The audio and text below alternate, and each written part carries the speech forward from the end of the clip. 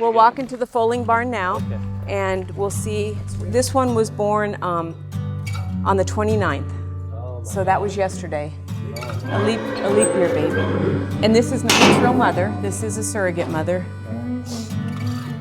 Hey, baby. Come on, wake up. Opening the doors to life. Dr. Kay Thurman shows us the product of an embryo transplant. Big stretch. Little birdie there, unbeknownst to him, was just born of a genetically unrelated mom. And so how old did you say this was? This Dr. one was Kay? born yesterday. Oh my God. So you can see they're pretty able to get around pretty quickly. So if you'll see, this foal has a little shave spot right here on its neck. All these foals are microchipped, so they can all be identified at all times, who they are.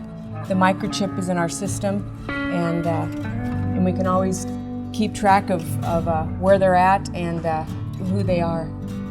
Wow, that is so cool. Yeah. This is 1 day old. This is a 1-day-old baby. Wow. No, it doesn't look anything like her mom. Yeah. So he's probably thirsty. He was sleeping, so we'll... Perfectly natural to both mom and son. Neither understand the relationship was born of something akin to a scientific version of immaculate conception. Now be prepared, because veterinarian Dr. Kay Thurman is about to demonstrate in graphic detail a transplant. So these surrogate mares, these are just the ones that are at a stage of their reproductive cycle that makes them hospitable for an embryo. It's very important. The timing between their cycle and the mare who gave us the embryo is of utmost critical importance. But first, Dr. James Bailey explains why surrogate mothers carry the babies. Normal gestation is 342 days, about 23 days short of a year. Oh, and instead of having just one baby a year, you can... Right, she could only have one per year. That's all she could maximally have, right? Right. And we're going to wear that good mare out by having a baby every year. Right. So she may be 10 or 12 years old and she's never carried a foal, but she may have already, at that point in time when she's a 12-year-old, she might have produced 30 foals, Right, wow, okay. Right, okay. Well, let's see what Dr. Kay's up to. And we have the semen is shipped in, they're bred artificially. It's very similar to a syringe like this, and we inject it in, and that was a week ago. Now we are going to flush her and find out if we got her pregnant. We diagnose pregnancy with ultrasound in horses, but we cannot see the pregnancy until roughly 2 weeks of age. Oh my gosh. And I'm feeling her uterus, which is directly under the rectum. So this is the easiest way to put my arm in her uterus, in her rectum, and I can feel her uterus right below it. And this is where all the action's going to happen during the flush. We're flushing Joe and Jesse to see if she's pregnant. Correct. We hope everything's okay with her pregnancy, but we won't know till we have flushed her uterus. Okay. And right now I'm cleaning her. Cleaning is extremely important because horses are dirty back here, and one little bacteria could kill an embryo.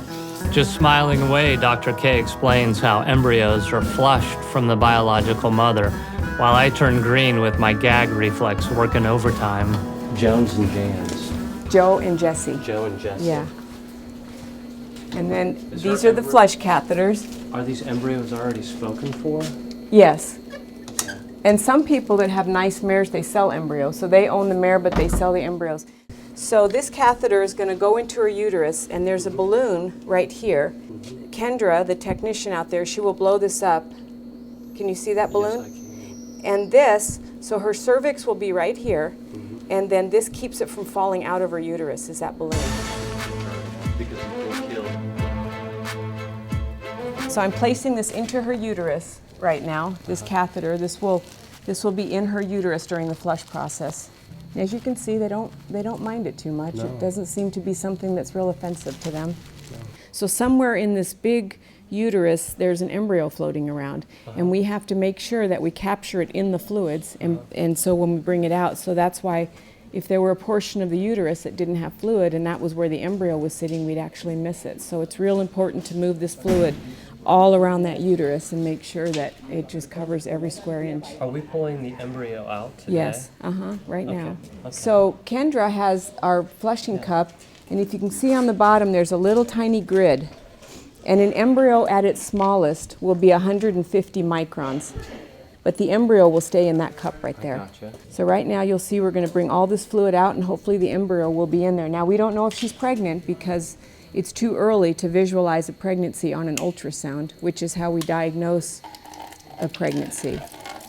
So see the embryo stays in the cup, but the fluid goes right through it into this pitcher. And then we take this into the clinic and we search this fluid under the microscope and we hope that it's in there. These quarter horses are virtually never bred. They never meet the stallion. It's always artificially inseminated. And some stallions are here locally where we just run over and pick it up, literally a warm syringe in our hand. But for the most part, it is shipped from all over the United States. So where do you get a warm syringe in your hand?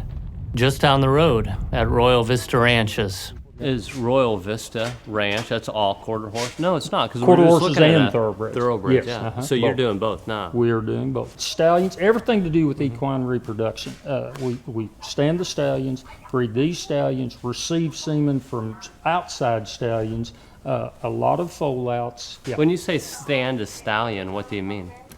Uh, Do you have a stallion you could show us? Ivory James, a spectacular specimen of solid stud muscle. Here, the big puppy dog's just chewing on his leash. But as a standing stallion, he supplies the raw materials for some of the top racers around the world. We were at Remington Park earlier today. We may have seen some of his you genetically... more than likely did. Yeah, All right. more than likely saw Well- some of his colts. So where, you ask, does the raw material magic happen? In a cage, on a rubber mat, with very little romance. And of course, you need one big dummy and someone to flirt with, and then And is there a tube in here? No, this is where we'll show you the artificial. So the recap of where life begins starts with a warm syringe, a fertile mother, an embryo flush, and then we take that all to the lab. Carefully move it over. Tap your cup out. Make sure you got all your fluids. So embryos roll.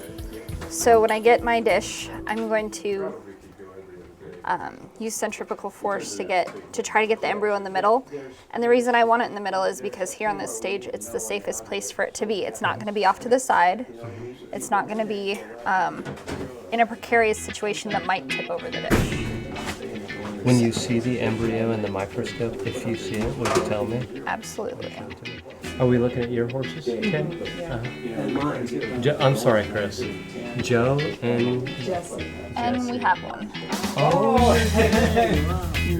Can you tell is it a boy or a girl? It's black and white. Chris Katulak and Dr. K became proud parents right there when they got word that their baby mama, quarter horse Joe and Jesse, dropped an embryo in the petri dish. So we've seen some of the top horses in the world, but not all horses are so top. Join us next time when we rehabilitate rescue horses.